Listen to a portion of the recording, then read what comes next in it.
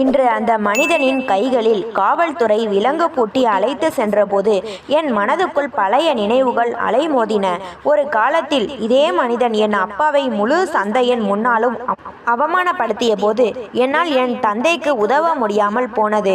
அன்று என் பிஞ்சு மனதில் ஒரே ஒரு லட்சியம் மட்டும் ஆழமாக பதிந்தது. ஒரு நாள் என் தந்தையின் தலை நிமிரும் வகையில் நான் உயர்ந்த நிலையை அடைவேன். அதற்காக எந்த எல்லைக்கும் செல்வேன். என் பெயர் பிரீத்தி. இன்று உலகம் என்னை ஒரு அரசு அதிகாரியாக பார்க்கிறது. ஆனால் என் உண்மையான அடையாளம் நேர்மையும் உழைப்பும் நிறைந்த ஒரு ஏழை தையல்காரரின் மகள் என்பதுதான். என் அப்பாவின் பெயர் மகேஷ். தன் வாழ்நாள் முழுவதையும் அந்த பழைய தையல் இயந்திரத்தின் முன்னால் உட்கார்ந்தே கழித்து விட்டவர். ஆனால் ஒருபோதும் தன் உழைப்பில் அவர் சமரசம் செய்து கொண்டதே இல்லை. எங்கள் வீடு மிகவும் சிறியது. 2 சின்னஞ்சிறிய அறைகள் மட்டுமே இருக்கும். அதில் ஒரு அறையில் நாங்கள் வசித்தோம். மற்றொரு அறைதான் அப்பாவின் தையல் கடை. அந்த அறையில் ஒரு பழைய தையல் இயந்திரம், அதை சுற்றி வண்ண வண்ண நூல் உருளைகள், துணி கற்றைகள், கத்திரிக்கோள், அளவெடுக்கும் நாடா என எப்போதும் பிஸியாகவே இருக்கும். சிறு வயதிலிருந்தே அப்பாவை அந்த தையல் இயந்திரத்தோடு தான் பார்த்து வளர்ந்தேன். அது வெறும் இயந்திரம் அல்ல, எங்கள் குடும்பத்தில் ஒரு உறுப்பினர் என்றே எனக்கு தோன்றும். காலை விடிந்ததும் அப்பா முதலில் கடையின் சட்டரை உயர்த்துவார்.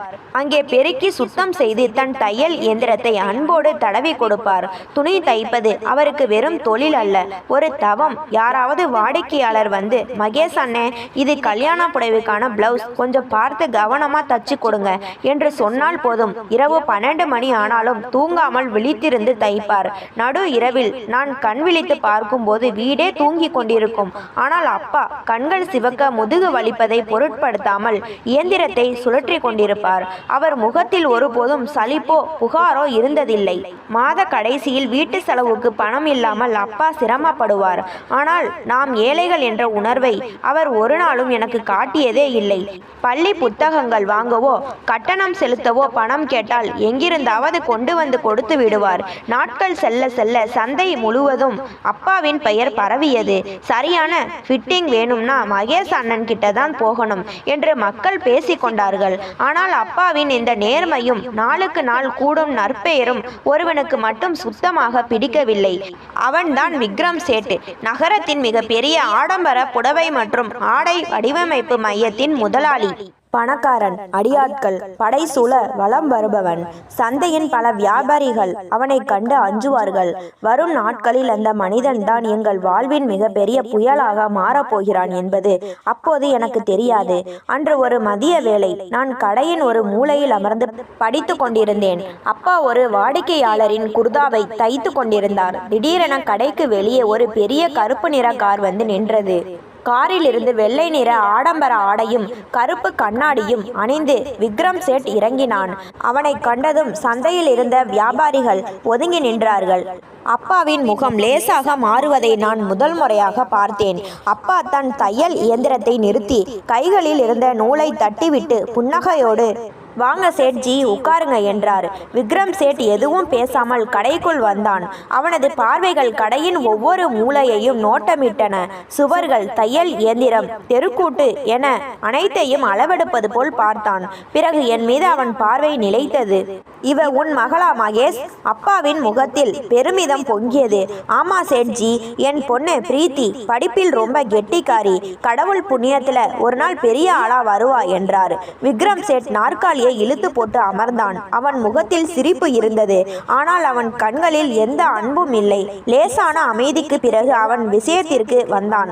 மகேஷ், இந்த சந்தையிலேயே உன் கடை இருக்கிற இடம்தான் ரொம்ப முக்கியமானது. நான் இந்த இடத்தை சொந்தமாக்க விரும்புகிறேன். உன் கடையை எனக்கு வித்துடு. நீ கேட்கிற பணத்தை ரொக்கமா தரேன். வேற எங்கேயாவது புது கடையும் கட்டித்தரேன். அந்த வயதில் அவ்வளவு பெரிய பணத்தை பற்றி பேசுவதை கேட்டதும் எனக்கு வியப்பாக இருந்தது. ஆனால் அப்பா தன் பழைய தையல் இயந்திரத்தை அன்போடு தடவியபடி மிகவும் அமைதியாக சொன்னார். சேட்ஜி, பணம் எல்லா தேவைகளையும் பூர்த்தி பண்ணலாம், ஆனா நினைவுகளையும் உணர்வுகளையும் வாங்க முடியாது. இந்த இடத்துல என் அப்பாவோட நினைவுகள் இருக்கு. நான் தையல் கத்துக்கிட்டதும் இங்கதான். இதை என்னால யாருக்கும் விற்க முடியாது. விக்ரம் சேட்டின் முகத்தில் இருந்த போலி புன்னகை சட்டென மறைந்தது. அவன் கண்கள் கோபத்தால் மின்னின.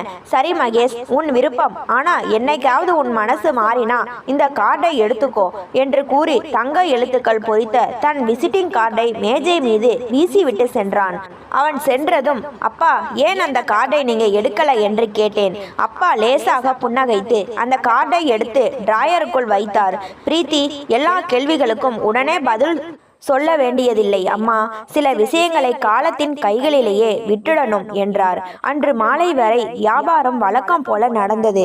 ஆனால் அப்பாவின் புன்னகைக்கு பின்னால் ஏதோ ஒரு கவலை மறைந்திருப்பதை என்னால் உணர முடிந்தது. அடுத்த சில நாட்களில் நிலைமை முற்றிலும் மாறியது. எங்கள் கடைக்கு வரும் வாடிக்கையாளர்களை விக்ரம் சேட்டின் ஆட்கள் மறைமுகமாக மிரட்டத் தொடங்கினார்கள். கடையின் வியாபாரம் மெல்ல மெல்ல சரிந்தது. காலை முதல் மாலை வரை அப்பா காத்திருந்தும் வாடிக்கையாளர்கள் விக்ரம் சேட்டின் கடைக்கு திருப்பி விடப்பட்டார்கள். ஒரு நாள் மாலை விக்ரம் சேட் நேரடியாகவே எங்கள் கடைக்கு வந்தான். மகேஷ், இன்னும் காலம் கடந்து போகல, மரியாதையா கடையை என் பேருக்கு எழுதி வச்சிடு, இல்லனா உன்னை வீதிக்கு கொண்டு வந்துடுவேன் என்று பகிரங்கமாக மிரட்டினான். என் அப்பா தன் மகளின் எதிர்காலத்தையும் படிப்பு செலவையும் மனதில் கொண்டு தன் உயிரினும் மேலாக நேசித்த அந்த சிறிய கடையை விக்ரம் சேட்டிடம் ஒப்படைக்க வேண்டிய நிர்பந்தத்திற்கு தள்ளப்பட்டார். டிராயரை திறந்து விக்ரம் சேட்டின் கார்டை வெளியே எடுத்த தந்தையின் கைகள் நடுங்கின.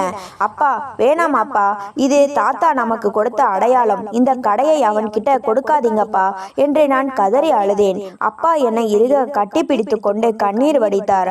அம்மா பிரீத்தி, சில நேரங்கள்ல பெரிய ஆபத்துல இருந்து தப்பிக்க நமக்கு பிடிச்சதை நாம இழந்துதான் ஆகணும். ஆனா ஒன்னு நினைவில் வச்சுக்கோ, மனிதனோட வறுமை அவனோட தோல்வி இல்லை. உழைப்பதை நிறுத்தும் போதுதான் மனிதன் தோற்று போறான். நீ நல்லா படிக்கணும், அதுதான் எனக்கு நீ செய்கிற உதவி என்று கூறி கடையின் சாவியை விக்ரம் சேட்டிடம் கொடுத்தார். அன்று இரவு எங்கள் வீட்டில் அடுப்பு எரியவில்லை. என் தந்தையின் கண்ணீரும் விக்ரம் சேட்டின் ஆணவ சிரிப்பும் என் மனதை சுட்டரித்தன.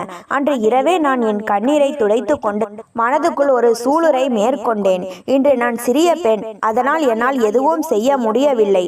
ஆனால் ஒரு நாள் சட்டத்தின் துணையோடு எந்த ஒரு விக்ரம் சேட்டும் ஏழைகளின் வாழ்வை விலைக்கு வாங்க முடியாதபடி உயர்ந்த நிலையை அடைவேன். என் தந்தையின் குனிந்த தலையை நிமிர்த்தி காட்டுவேன்.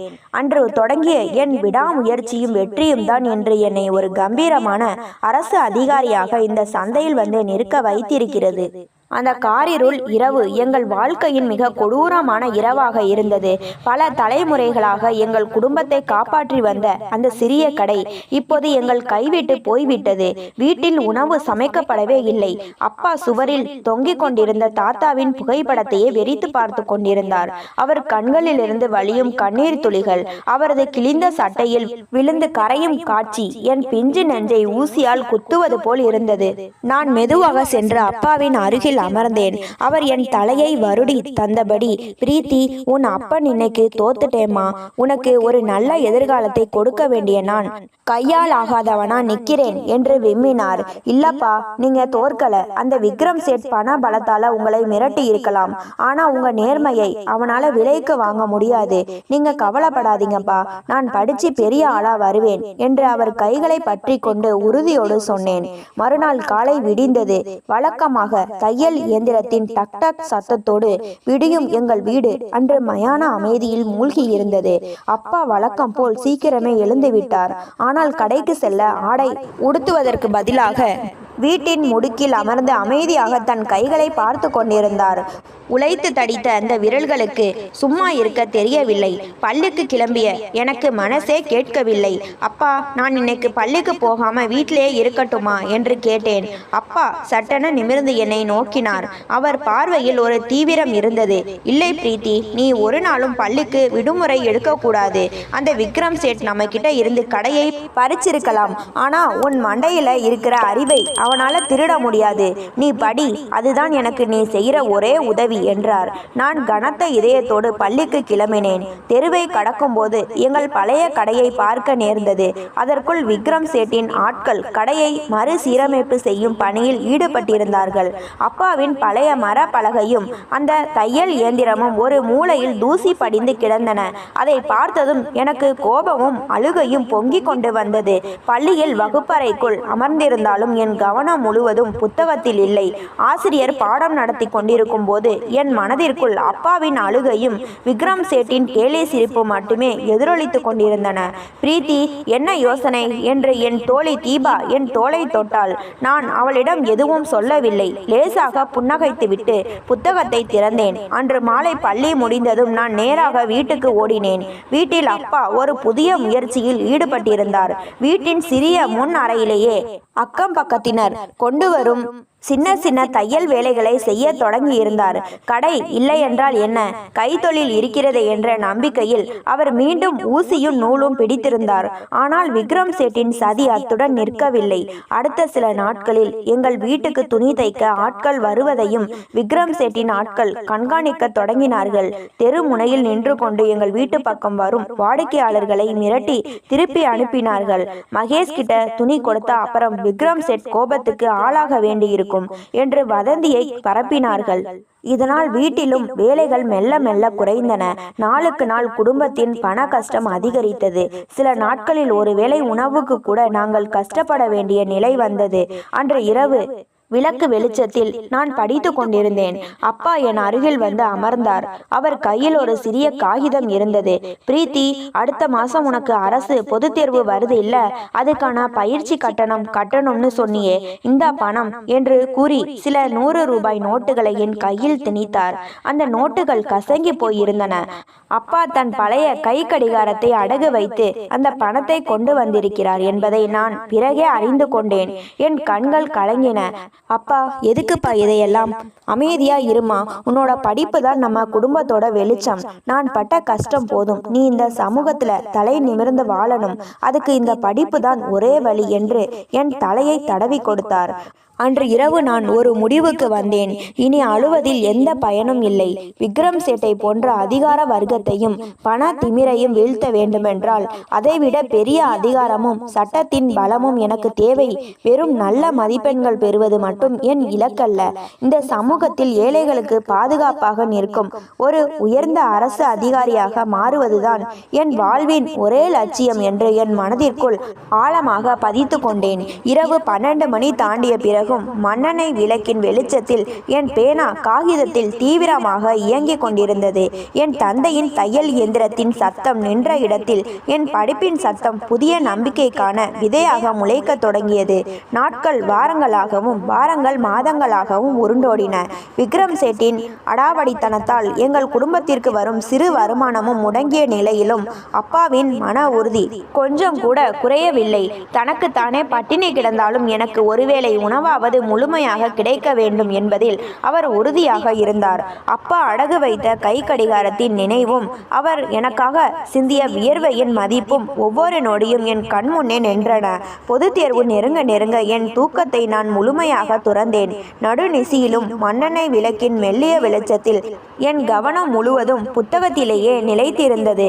அக்கம் பக்கத்தில் இருந்தவர்கள், ஏன்பா மகேஷ், பொண்ணு ராப்பகலா கஷ்டப்பட்டு படிக்குது, உடம்புக்கு ஏதாச்சும் ஆயிட போகுது என்று சொல்லும் போதெல்லாம் அப்பா பெருமையோடு புன்னகைப்பார்.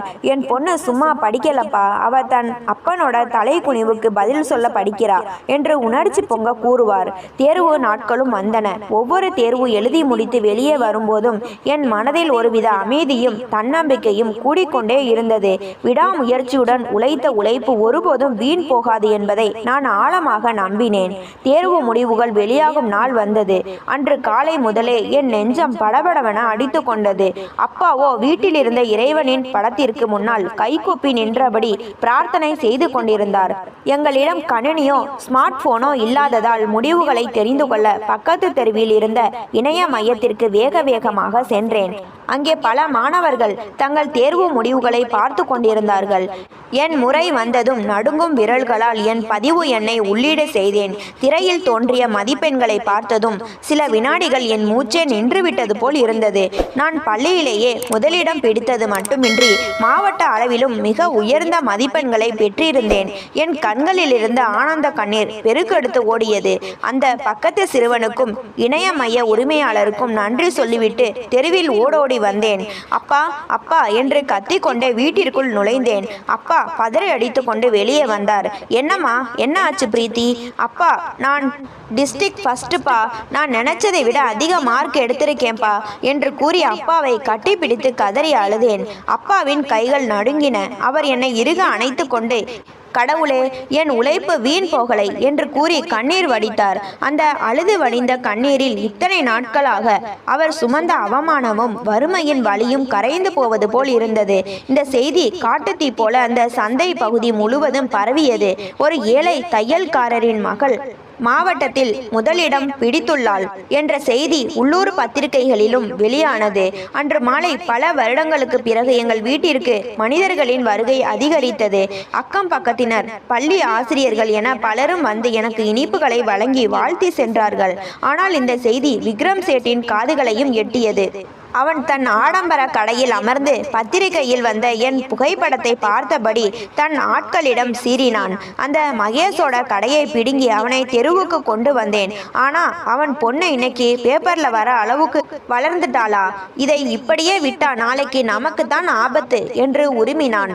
மறுநாள் காலை நான் கல்லூரி உயர் கல்விக்கான விண்ணப்பங்களை சேகரிக்க ஆயத்தமாகி கொண்டிருந்தேன். அப்போது எங்கள் வீட்டு வாசலில் மீண்டும் ஒரு பெரிய கருப்பு நிற கார் வந்து நின்றது. காரில் இருந்து வேறு யாரும் இறங்கவில்லை. அதே விக்ரம் சேட்டு தான் இறங்கி வந்தான். அவன் முகத்தில் இம்முறை போலி புன்னகை இல்லை. மாறாக ஒருவித பயமும் அதை மறைக்க முயலும் திமிரும் கலந்திருந்தது. அவன் எங்கள் சிறிய வீட்டுக்குள் காலடி எடுத்து வைத்தான். அப்பாவும் நானும் அவனை நிமிர்ந்து பார்த்தோம். விக்ரம் சேட் தன் பாக்கெட்டில் இருந்து ஒரு பெரிய பணக்கட்டை எடுத்து மேஜை மீது வைத்தான். மகேஷ், உன் பொண்ணு நல்லா படிச்சிருக்கான்னு கேள்விப்பட்டேன். மேற்கொண்டு படிப்பு செலவுக்கு உன்கிட்ட பணம் இருக்காது. இந்த 50,000 ரூபாயை வச்சுக்கோ. உன் பொண்ணை ஏதாச்சும் சாதாரண வேலைக்கு அனுப்பிடு.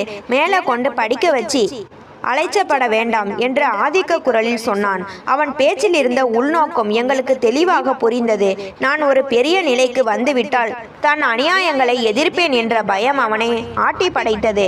அப்பா அந்த பணத்தை பார்க்க கூட இல்லை. அவர் நிமிர்ந்து நின்று விக்ரம் சேட்டின் கண்களை நேருக்கு நேராக பார்த்தார். சேட்ஜி, அன்னைக்கு என் கடையை மிரட்டி வாங்கினீங்க. நான் என் மகளோட எதிர்காலத்துக்காக விட்டு கொடுத்தேன். ஆனா இன்னைக்கு என் மகளோட உழைப்பையும் கனவையும் விலைக்கு வாங்க பார்க்கிறீங்க. இந்த மகேஷ் செத்தாலும் சாவானே தவிர உன் அழுக்கு பணத்துல தன் மகளை படிக்க வைக்க மாட்டான். மரியாதையா பணத்தை எடுத்துட்டு வெளியே போங்க என்று கர்ஜித்தார். விக்ரம் சேட்டின் முகம் அசிங்கமாக கோணியது. மகேஷ், என் தயவு இல்லாம உன் பொண்ணு மேல படிக்க முடியாது. பொம்பளை பிள்ளையை அதிகமா படிக்க வச்சு என்ன சாதிக்க போறீங்க? அப்புறம் வருத்தப்படுவீங்க என்று மிரட்டும் தொனியில் கூறிவிட்டு பணத்தை எடுத்துக்கொண்டு சென்றான். விக்ரம் சேட் சென்றதும் அப்பா என் தோள்களை பிடித்து பூரி போடு சொன்னார்.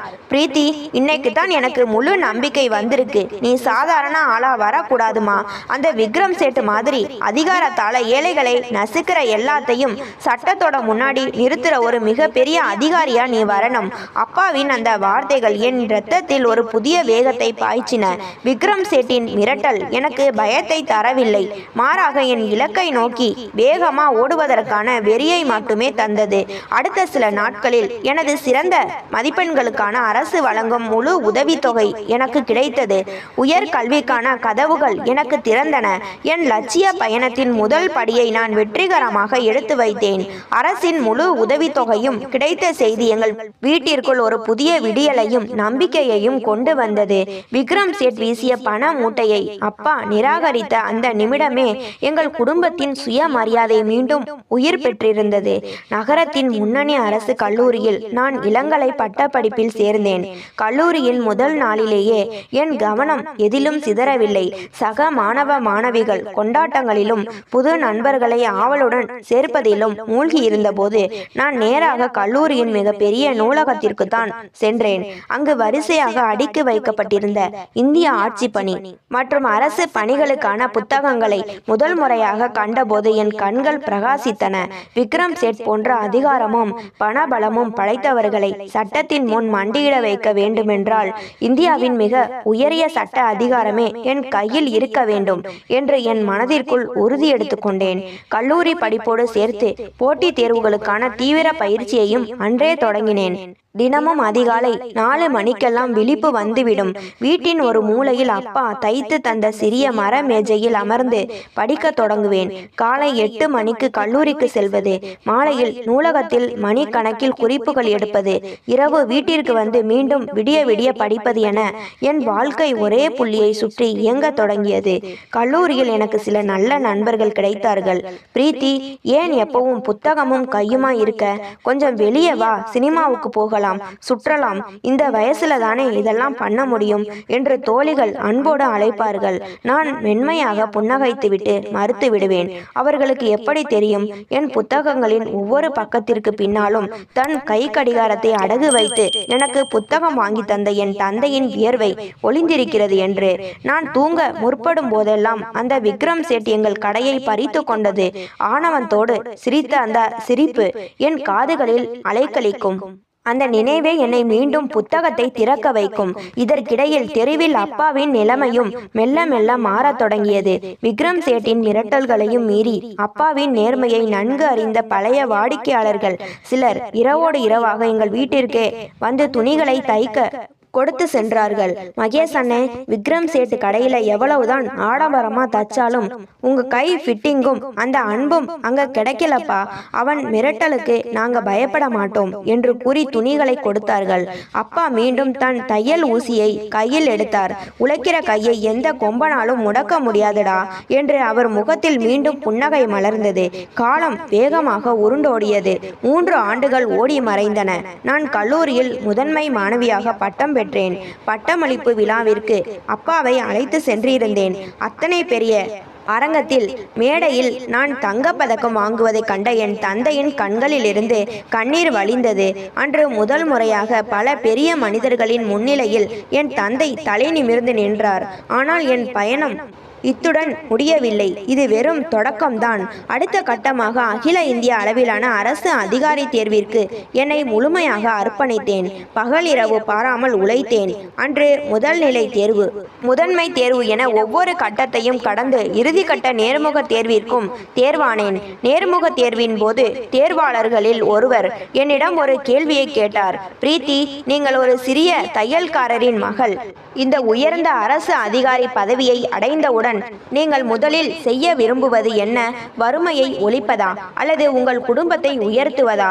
நான் நிமிர்ந்து நின்று தெளிவான குரலில் பதிலளித்தேன். ஐயா, வறுமை என்பது வெறும் பணமில்லாத நிலை அல்ல. அதிகார பலம் கொண்டவர்கள் ஏழைகளின் உழைப்பையும் உரிமையையும் பறிக்கும் போது பிறப்பதுதான் உண்மையான வறுமை.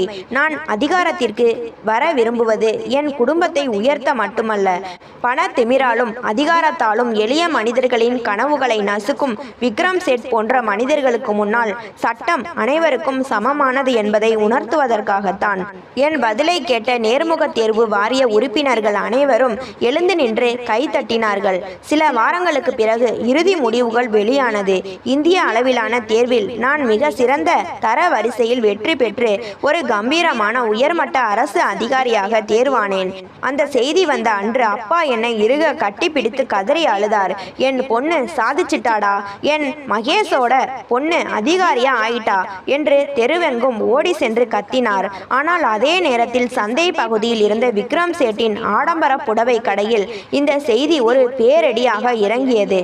தன் மேஜையில் இருந்த பத்திரிகையில் என் படத்தை பார்த்த விக்ரம் சேட்டின் கைகள் நடுங்கின.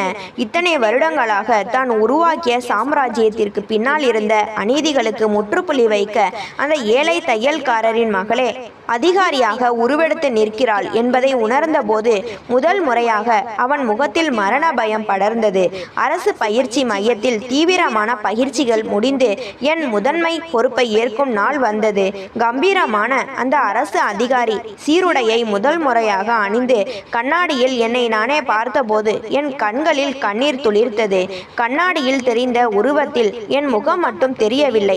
பல வருடங்களாக தையல் இயந்திரத்தின் முன்னால் அமர்ந்து முதுகு ஒடிய உழைத்த என் தந்தையின் உருவமும் விக்ரம் சேட்டின் கர்வத்திற்கு முன்னால் அவர் சிந்திய மௌன கண்ணீரும் தான் தெரிந்தது.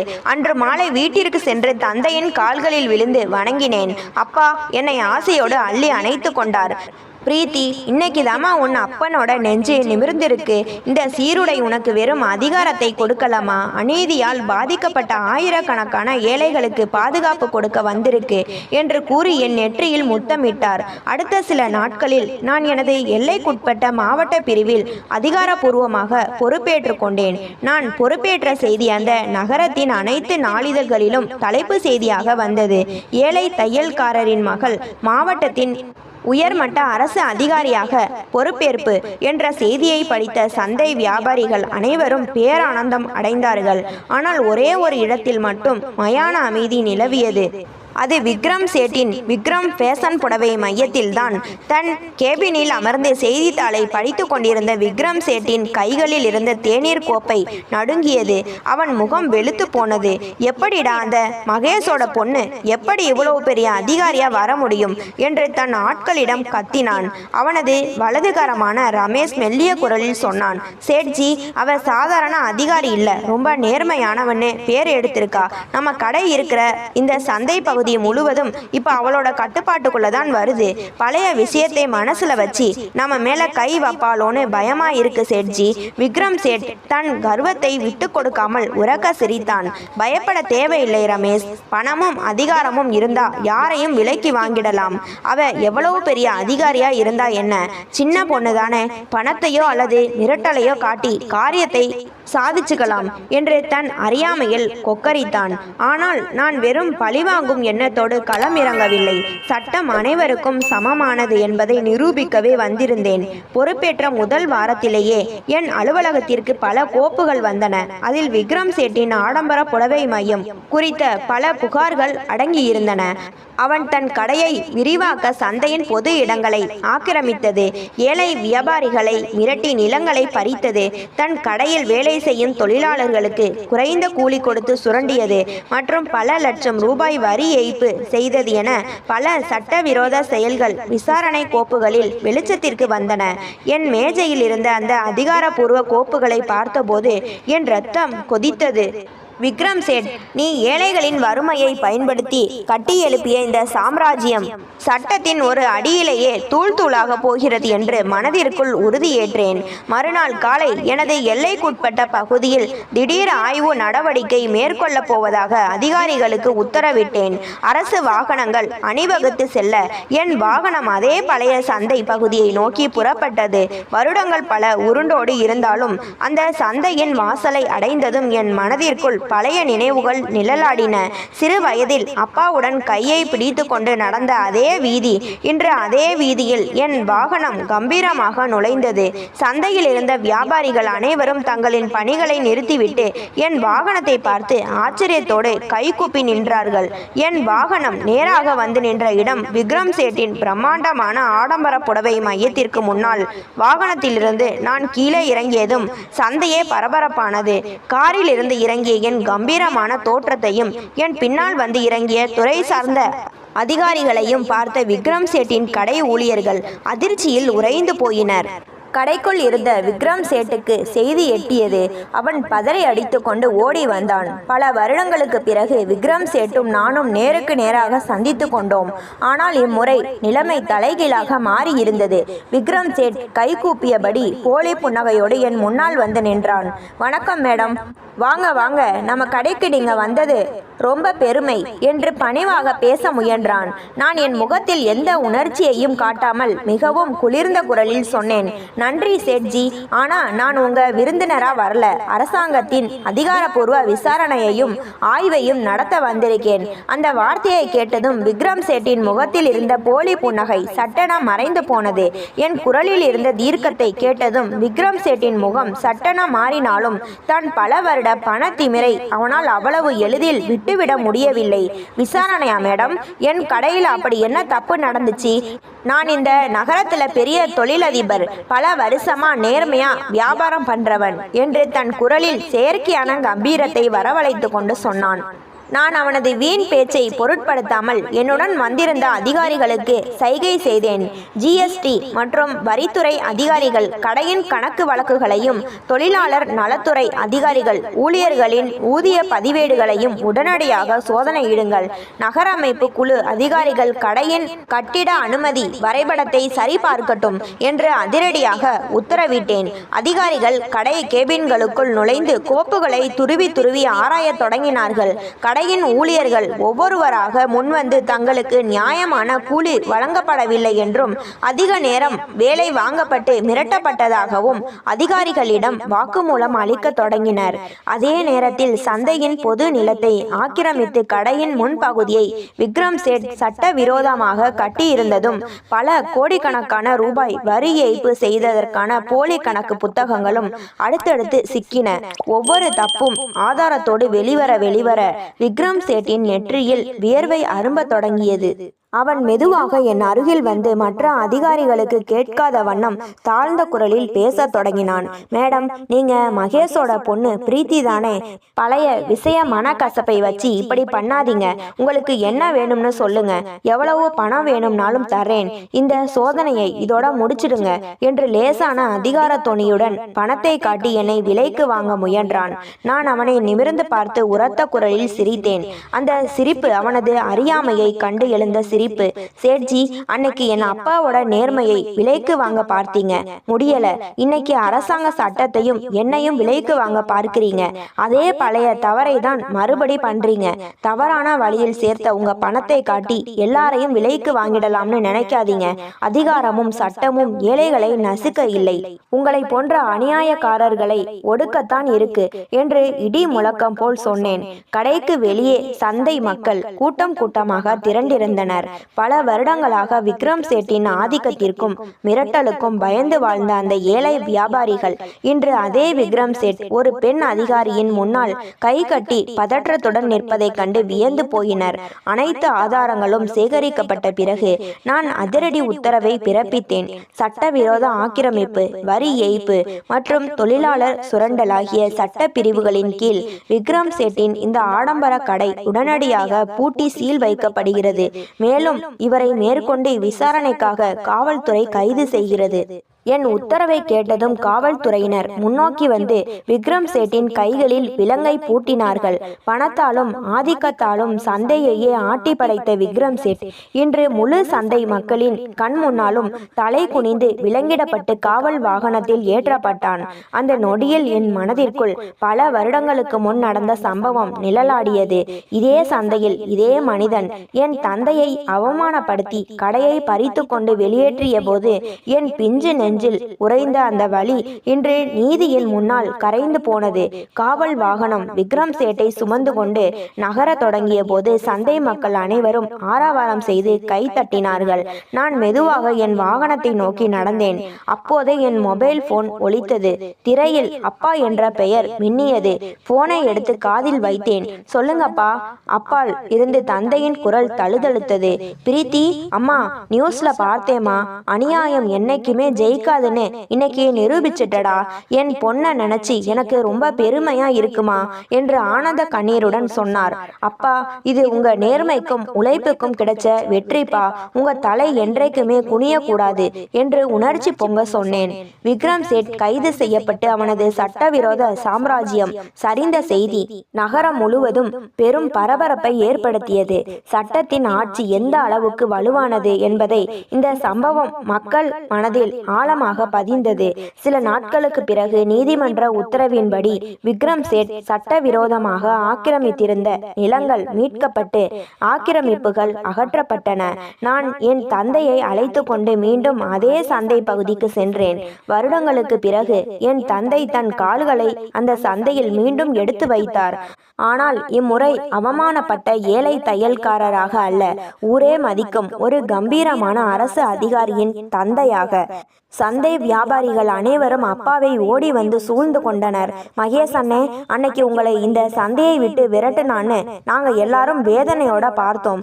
ஆனா இன்னைக்கு உங்க மகளால இந்த சந்தைக்கே புது வெளிச்சம் வந்திருக்குப்பா என்று நெகிழ்ச்சியோடு கூறினார்கள்.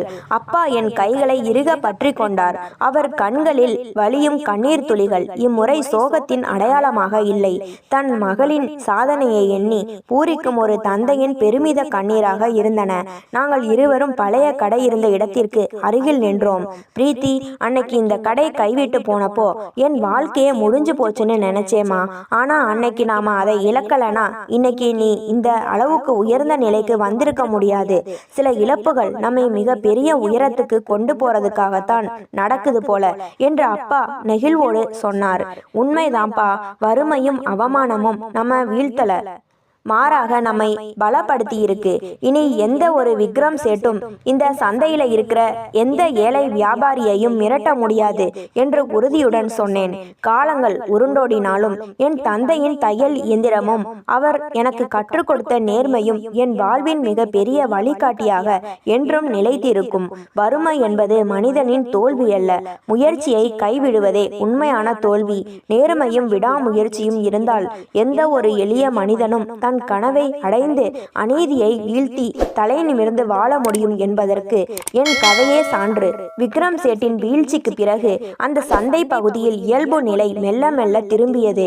ஆனால் என் கடமை விக்ரம் சேட்டை சிறையில் அடைப்பதோடு முடிந்துவிடவில்லை என்பதை நான் உணர்ந்திருந்தேன்.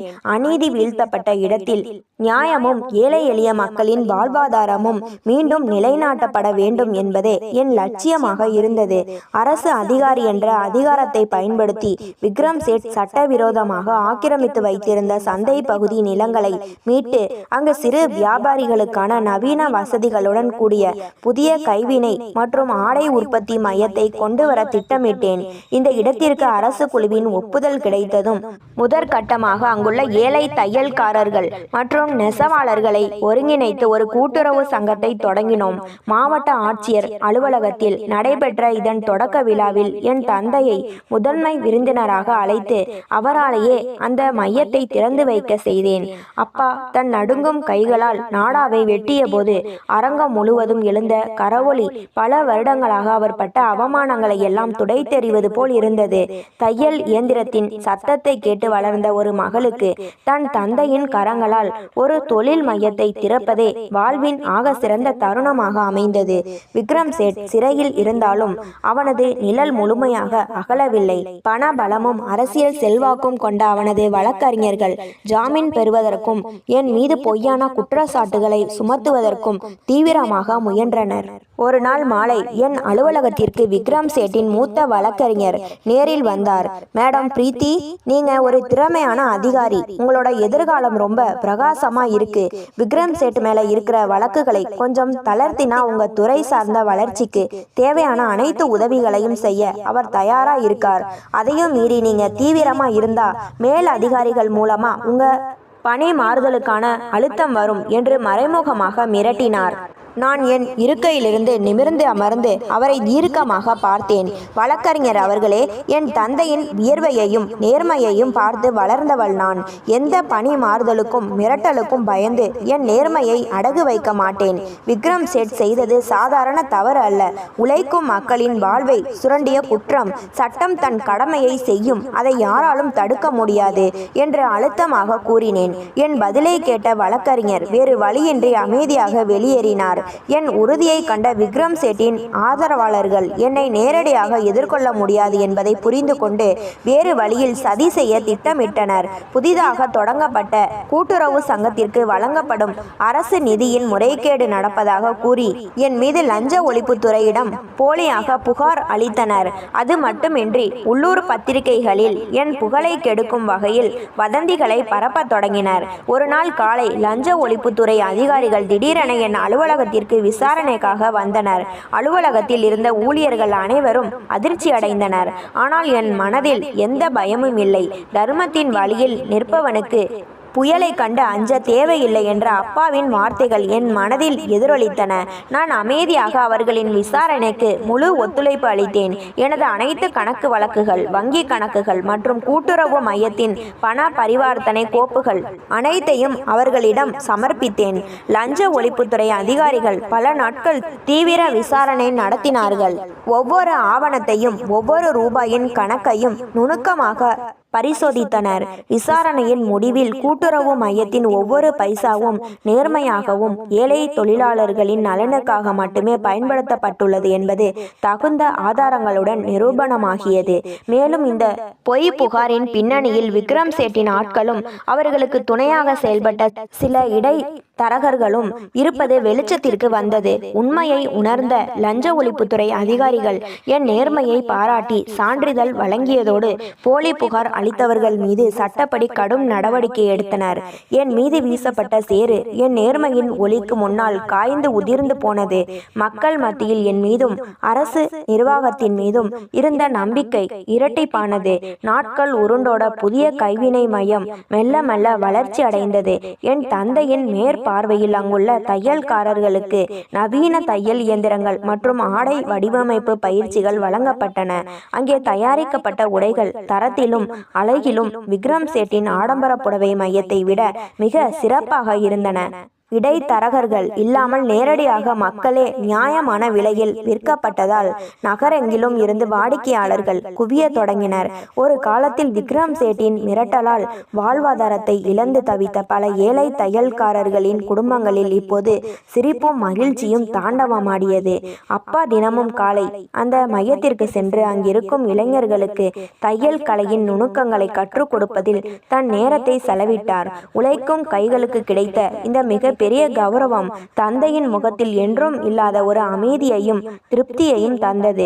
நீதிமன்றத்தில் விக்ரம் சேட் மீதான வழக்குகள் இறுதி கட்டத்தை அடைந்தன. ஆக்கிரமிப்பு, வரி ஏய்ப்பு, தொழிலாளர் சுரண்டல் மற்றும் அரசு அதிகாரியை போலி புகார் மூலம் மிரட்ட முயன்றது என அனைத்து குற்றச்சாட்டுகளும் ஐயமற நிரூபிக்கப்பட்டன. நீதிபதி தன் வரலாற்று சிறப்புமிக்க தீர்ப்பை வழங்கினார்.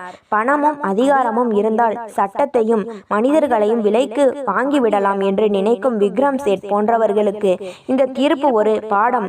குற்றவாளி விக்ரம் சேட்டுக்கு 10 ஆண்டுகள் கடுங்காவல் தண்டனையும் 5 கோடி அபராதமும் விதிக்கப்படுகிறது. அந்த அபராத தொகை பாதிக்கப்பட்ட ஏழை தொழிலாளர்களின் மறுவாழ்விற்காக பயன்படுத்தப்படும். நீதிபதி தீர்ப்பளித்து தன் பேனாவின் முனையை உடைத்த போது நீதிமன்றத்தில் இருந்த அத்தனை பேரின் கண்களும் ஆனந்த கண்ணீரில் துளிர்த்தது. விக்ரம் சேட் தலை குனிந்தபடி சிறைச்சாலைக்கு அழைத்து செல்லப்பட்டான்.